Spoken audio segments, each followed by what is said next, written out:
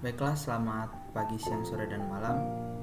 Saya Berton Karsdito Tayan dengan NIM 1203200042 dari TPB 11 Prodi Teknik Fisika. Sebelum saya masuk ke penjelasan program saya, pertama-tama saya ingin menjelaskan bagian-bagian dari programnya itu satu-satu biar lebih jelas aja.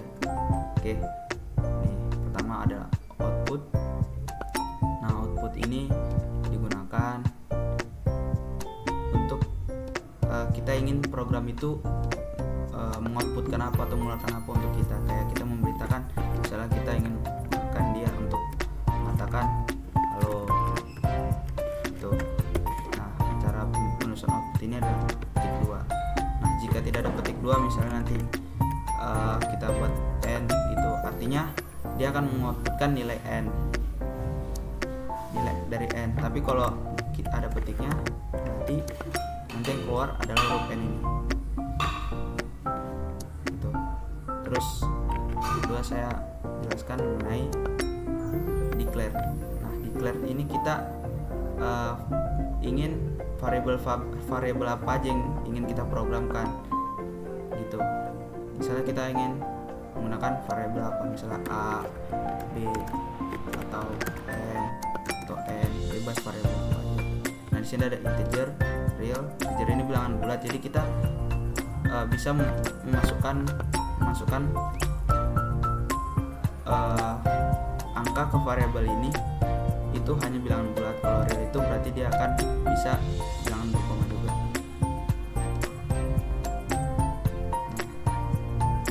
Integer ini berhubungan dengan input yang ingin kita lakukan. Misalnya kita nanti ingin menginputkan nilai dari n gitu atau m. Syaratnya harus ada yang kita declare. Jika kita membuat input z, dia akan error karena dia tidak kita declare. Variabel z ini tidak kita declare. Nah, terus ada percabangan if. Nah, percabangan if ini nanti istilahnya berarti kita memasukkan nilai di if ini mau nilai apa. Misalnya dia nilai dari m sama dengan 1, nanti nilai true berarti dia akan menjalankan program yang true. Kalau nilai false berarti dia akan menjalankan program yang false gitu. Nah, selanjutnya perulangan do. Nah, perulangan do ini adalah perulangan yang kira dia menanyakan jadi programnya udah jalan duluan, baru dia nanya apakah mau diulang atau tidak program itu. Ada perulangan for ini kan dia ini kan kayak ini letaknya di awal nih, artinya dia menanyakan dulu apakah mau diulang atau tidak, dan for ini untuk berapa kali pengulangannya itu. Misalkan kita naruhkan variabel untuk for ini i. Nah, dia akan nanya mulai dari berapa pengulangannya sampai ke berapa gitu.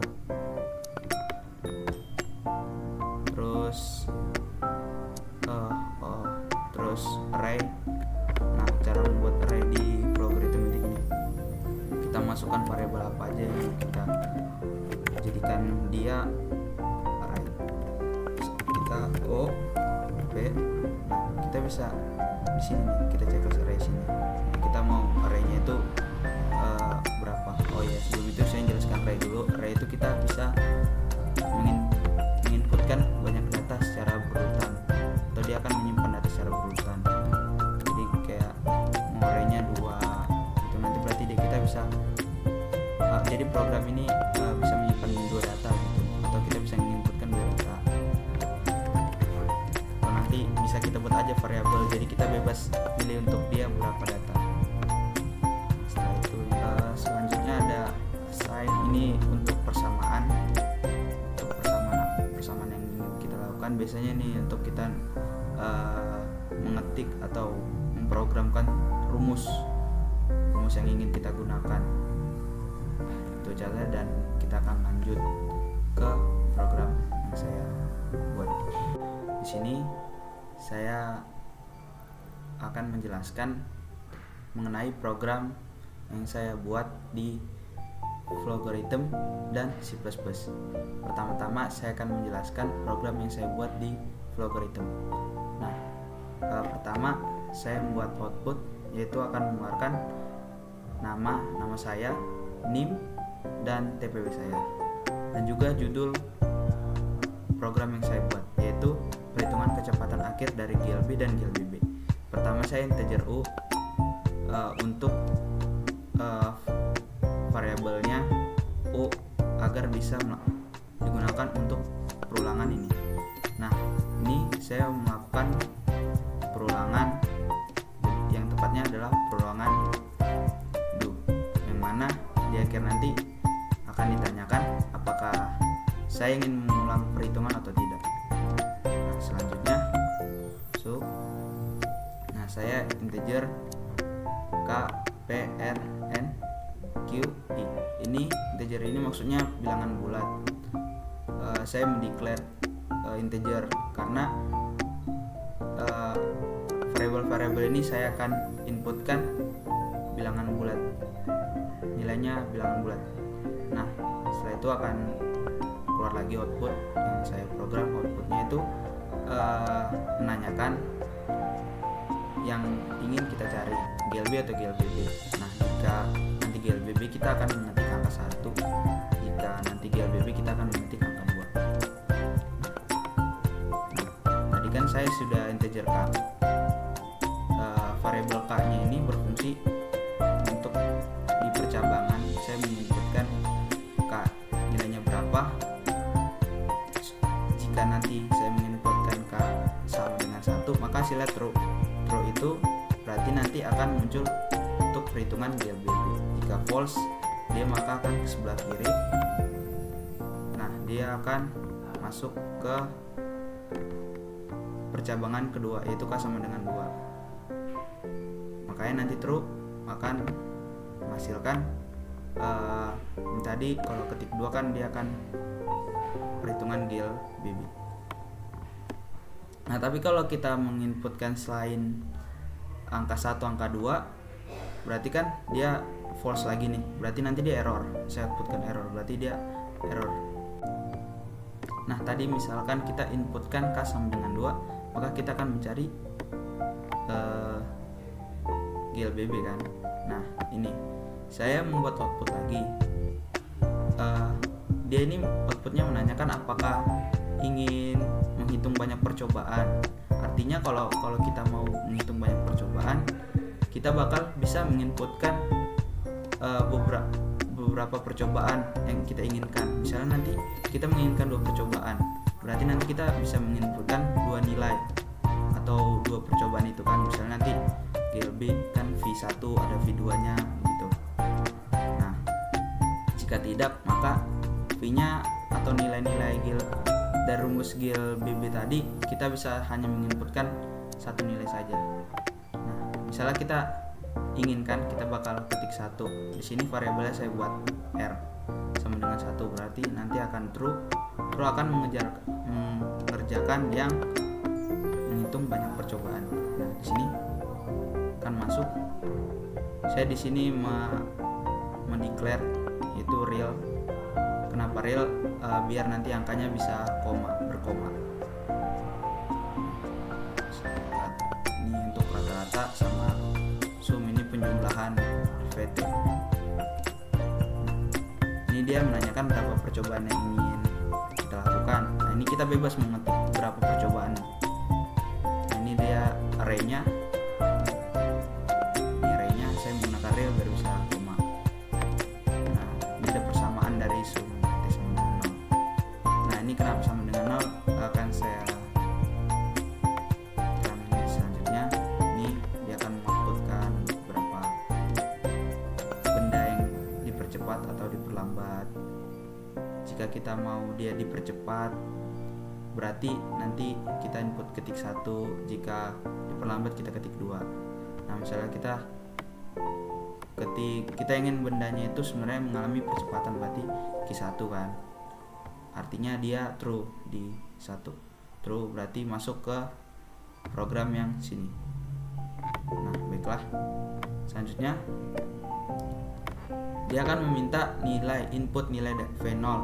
I tambah 1 ini artinya kan I nya mulai dari 0, nanti yang pertamanya itu 0 tambah 1, berarti nanti dia bakal output input nilai V0 1 gitu. Maka kita akan menginputkan V0 nya, V0 yang pertama kan. Nah misalnya kita ingin tadi kan kita inputkan nilai n nya 2, berarti program ini akan berulang sebanyak 2 kali gitu. Nah sum VT sama dengan 0 tadi gunanya di sini nih, kita ingin mencari jumlah VT nya. Nah jika VT nya 0, misalkan masuk nih VT yang pertama, jumlah yang pertama 1. Nah ini 0 tambah nilai VT nya kan, jadi nggak terganggu dia. Kalau nanti nilai VT nya sama dengan 1, terganggu dong, nanti jadi hasilnya ada 1 tambah VT awal mula-mulanya yang percobaan pertama gitu misalnya. Terus masuk dia, kalau udah selesai diulang perulangannya maka akan menuju ke sini.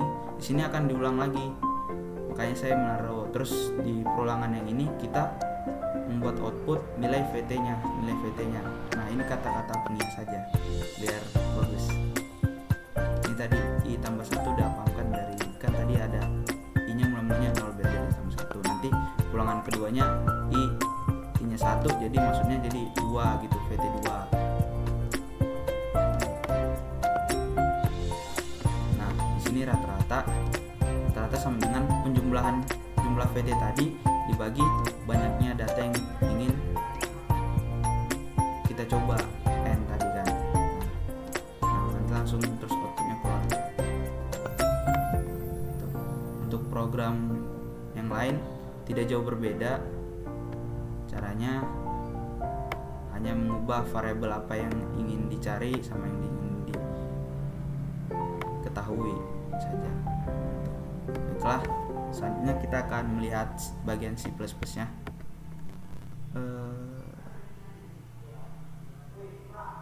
Kalau untuk C++ nya ini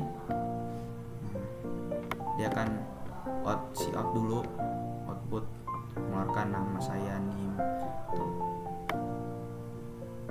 Nah saya sini integer, bilang bulat K, sama seperti logarithm. Jadi sebenarnya logarithm sama C++ ini tidak jauh berbeda, cuman dia kalau logarithm kayak lebih kayak enak melihatnya, cuman ini kan dia kayak bahasa kata-kata, jadi kayak gak jauh beda.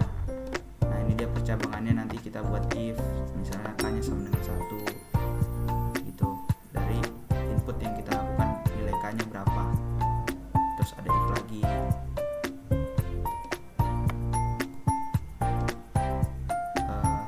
Mungkin cukup sekian untuk program yang pertama yang materi fisika. Nah ini saya akan lanjut program kedua. Karena program pertama tadi saya terlalu membahas logarithm, di sini saya akan lebih membahas tentang C++ nya. Nah pertama kita akan membuat ini include string biar kita bisa memasukkan cout yang lain-lainnya gitu. Makanya kita melakukan include string, terus using namespace std biar program dari kayak integer, if yang lainnya berjalan gitu. Jika nggak ada ini dia nggak berjalan. Terus in main, nah ini ada kurung kurang terbuka, berarti artinya kita bisa melakukan program, kita bisa membuat program di kurung terbuka ini sampai nanti ada kurung kurawal tertutupnya. Selanjutnya nanti akan keluar seperti tadi, saya melakukan cout nama saya, NIM, TPB, dan judul program saya. Di sini saya membuat judul perhitungan untuk penurunan titik buku dan kenaikan titik gidi. Nah pertama saya akan melakukan integer k, n, i, y. Ini untuk variabel-variabel yang ingin saya gunakan. Nah bebas aja sih variabel ini, bebas mau apa aja, cuman saya lebih tertarik menggunakan variabel huruf-huruf ini. Oke. Nah terus nanti ada cout lagi, menanyakan apa yang ingin kita cari. Nah apakah penurunan titik buku atau kenaikan titik didih kan si outnya. Nah, kita akan menginputkan variabel K. Nah ini kan if ini percabangan, misalnya kita inputkan nilai K-nya sama dengan 1, maka dia akan masuk ke rumus penurunan titik buku. Nah di sini dia akan menanyakan berapa percobaan yang ingin kita lakukan. Percobaannya kita inputkan berapa kali, terserah. Oke. Nah selanjutnya ada float. Float ini artinya bisa bilang berkoma kayak real tadi. Nah di sini dia inilah array-nya, kurung siku ini artinya array-nya. Nah ini untuk perulangannya for, kita masukkan i sama dengan i lebih kecil sama dengan n kurang 1 i. Nah si outnya nanti akan mengeluarkan input, menyuruh kita memasukkan nilai cm yang pertama sama dengan, tinggal kita inputkan nilai cm nya si outnya juga. Jadi sebelumnya saya jelaskan dulu mengenai array ini. Array ini adalah suatu program yang kita bisa menginputkan banyak data secara berurutan. Nah supaya kita bisa menginputkan data secara berurutan itu kan artinya kita harus melakukan pengulangan terhadap data itu. Makanya biasanya array itu pasti berhubungan dengan perulangan, biasanya dan menggunakan perulangan for. Oke, baik. Ini for tuh. Ini diulang lagi, kita kayak masuk perulangan tadi kan ada di logarithm. Ini dia akan mengeluarkan nilai dari penurunan titik bukunya, yaitu di sini. Ini adalah output untuk nilai TB-nya, nilai penurunan titik buku. Misalnya kita menginputkan data banyak, dia akan mengeluarkan TB, nilai TB 1, 2, nilai dari TB penurunan titik bukunya. Nah, terus ini ada else if. Nah, di sini jika kita menginputkan K sama dengan 2-nya, maka akan masuk ke kenaikan titik didih. Nah, seperti ini. Nanti akan ada si outnya, berapa percobaan yang dilakukan.